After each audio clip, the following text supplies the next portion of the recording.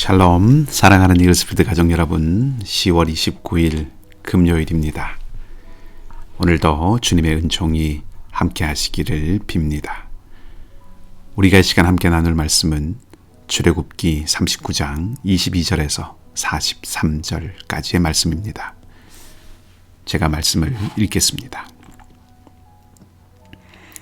그가 에봇 받침 긴 옷을 전부 청색으로 짜서 만들되 그 옷에 두 어깨 사이에 구멍을 내고 갑옷 깃같이 그 구멍 주위에 깃을 짜서 찢어지지 않게 하고 청색, 자색, 홍색 실과 가는 배실로 그 옷 가장자리에 성류를 수놓고 순금으로 방울을 만들어 그 옷 가장자리로 돌아가며 성류 사이사이에 달되 방울과 성류를 서로 간격을 두고 번갈아 그 옷 가장자리로 돌아가며 달았으니 여호와께서 모세에게 명령하신 대로 하였더라.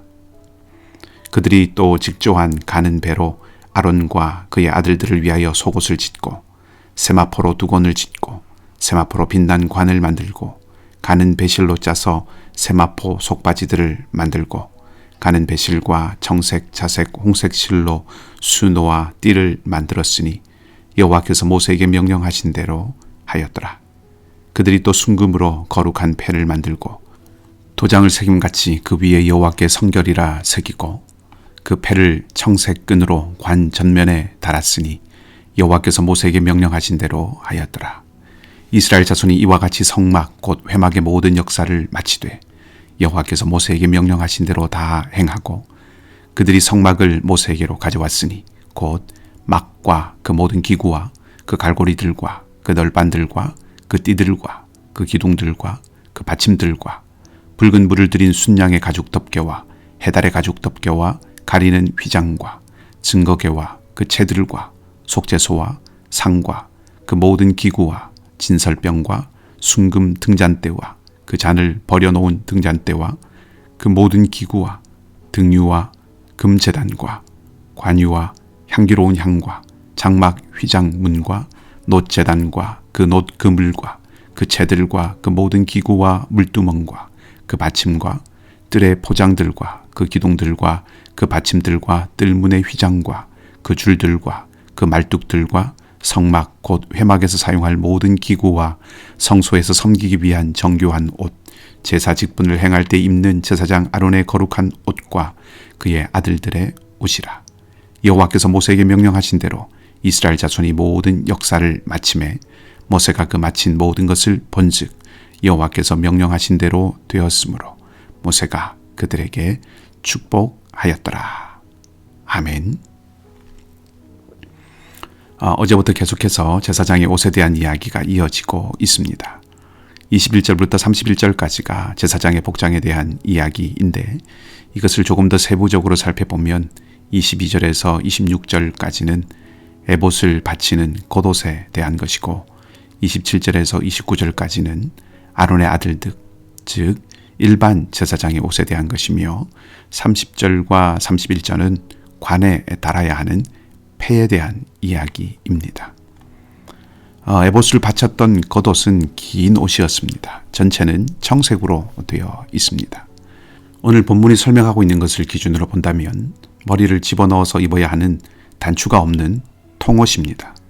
이 긴 옷의 아래쪽에 성류를 수놓고 수놓은 성류 사이에 순금으로 만든 방울을 달았습니다. 방울을 달아 놓았다는 것은 대제사장이 움직일 때에 소리가 나게 했다는 것이죠. 참고로 예전에 대제사장의 옷에 순금으로 만든 방울을 달아둔 것은 대제사장이 죽었는지 살았는지 구분하기 위해서였다는 설명을 들었던 그런 기억이 있습니다. 결론을 말씀드리면 그것은 근거가 희박한 이야기라고 할 수 있습니다. 이것에 대해서는 나중에 기회가 있으면 한번 이야기를 나눌 수 있을 것이라고 생각합니다. 대제사장의 옷에 성류가 새겨진 이유에 대해서는 명확히 알기는 어렵지만 구약의 다른 책들을 보면 성류는 가나안의 7가지 소산물 중에 하나로 언급되고 있고 솔로몬의 성경 기둥에는 수백 개의 성류 모양이 장식되어 있었습니다. 그리고 가서를 보면 성류는 아름다움과 풍요로움을 상징하지요. 아마도 그런 이유에서 성류를 새긴 것은 하나님께서 풍성히 채워주신다는 것을 말해주는 것일 것이라고 볼 수 있습니다.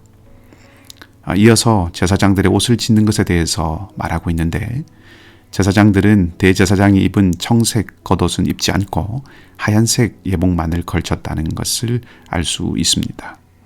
머리에 쓰는 관에 대한 것은 대제사장이 쓰는 것으로, 전에 28장에서도 우리가 살펴보았듯이 여호와께 성결이라는 글씨가 새겨졌습니다.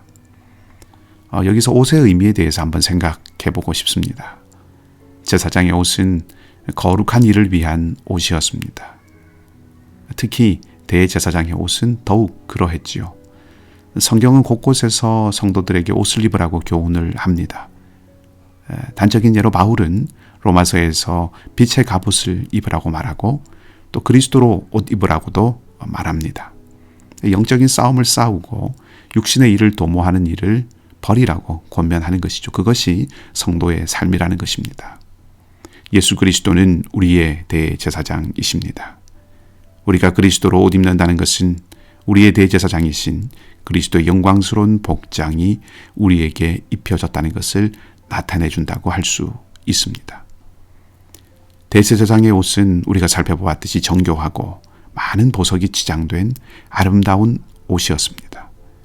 예수 그리스도로 옷 입었다는 것은 성도의 영광스러움을 보여주는 것이라고 할 수 있고, 성도는 예수 그리스도로만 영광스러울 수 있다는 것이기도 합니다. 예수의 길을 걸을 때 성도다울 수 있고, 주님의 길을 따를 때 성도됨을 지킬 수 있다는 그런 의미인 것이죠.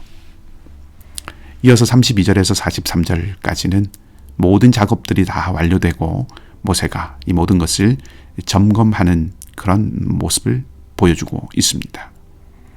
내일 살펴보겠지만 지금까지 성막을 짓는 재료들을 다 준비한 것입니다. 지금은 성막을 짓기 위해서 필요한 것들을 다 만들고 또 짜고 새기고 옷을 지은 것입니다. 차차 성막을 지어 간 것이 아니라 재료를 다 준비한 후에 하나님께서 정하신 날에 맞추어서 성막을 세우게 됩니다. 모세는 철저하게 살펴보지요. 어떤 면에서 지루하게도 모두 살펴보고 있고, 그 목록이 33절부터 41절까지에 나옵니다. 하나님께서 모세를 산으로 부르셔서 성막을 지을 수 있도록 세밀하게 다 말씀하셨고, 모세는 그것을 이스라엘 백성들에게 다 전했고, 이스라엘 백성들은 그 말씀을 철저하게 순종하였습니다. 그리고 이제 다시 한번 이 모든 것이 제대로 되었는지를 또 점검하는 것입니다. 반복되고 지루한 이야기이지만 이것을 통해서 철저하게 잘 준비되었고 빠짐없고 정확히 다 이행되었다는 것을 말해주는 것이죠. 중요한 일일수록 철저하게 과정을 검토하고 점검하는 것과 같은 이치입니다. 그런 일들은 어떤 면에서는 지나치게 형식적이라고 할 정도로 정교하게 짜집니다. 예행 연습도 합니다. 그 모든 과정 하나하나에 최선을 다합니다. 오해 없는 바른 메시지를 전달하기 위해서입니다. 모세도 철저하게 점검합니다. 하나하나 다 꼼꼼하게 봅니다. 그리고 모든 것이 하나님의 말씀대로 되었다는 것을 확인하고 축복으로 마무리합니다. 천지를 창조하실 때의 모습이 떠오릅니다. 창세기는 매일의 창조를 기록하면서 모든 것이 하나님의 말씀대로 되었다고 기록하고, 마침내 하나님께서 일곱째 날을 복되게 하셨다고 말해주고 있습니다. 성막을 통해서 하나님께서 천지를 창조하셨던 그 일을 다시 생각나게 하시고, 우리가 10월 가정예배 본문을 다루었을 때 제가 설교하면서 잠시 언급했던 것 같이 성막을 짓는 일이 에덴을 창설하셔서 사람들과 교제하셨던 그때를 회복하시는 일임을 생각나게 합니다. 사람은 언약을 깨뜨렸지만 하나님은 그것을 다시 회복시키시려는 것입니다. 그리고 이 일은 궁극적으로 예수 그리스도의 사건을 통해서 완성되는 것이지요. 철저하게 준비되고 철저하게 준행되고 철저하게 점검함으로 마침내 축복이 되었습니다. 신앙의 길을 걷는다는 것, 믿음의 길을 간다는 것은 철저함이 축복이 되는 길입니다. 우리의 성실함, 우리의 충실함만큼 축복이 되는 것이죠. 오늘 은혜의 기회로 하루를 주셨습니다. 기쁨으로 헌신한 이스라엘의 수고를 하나하나 꼼꼼히 살펴본 모세처럼 하나님께서도 우리의 수고와 섬김, 헌신을 놓치지 않고 꼼꼼하게 다 살피시고 아시고 합당한 은혜와 위로를 주실 것입니다. 이것을 기억하고 오늘도 합당한 성실로 살아가 하나님께서 복 주시는 은혜의 하루가 되기를 바랍니다. 함께 기도하십시다. 사랑과 은혜의 하나님, 오늘도 새날을 주셨습니다. 예수 그리스도로 옷 입은 성도의 삶을 살아가기를 원합니다. 세상의 길이 아니라 주님의 길이 영광임을 알게 하시고 주님이 가신 길을 주님처럼 걷는 은혜가 있게 하여 주시옵소서.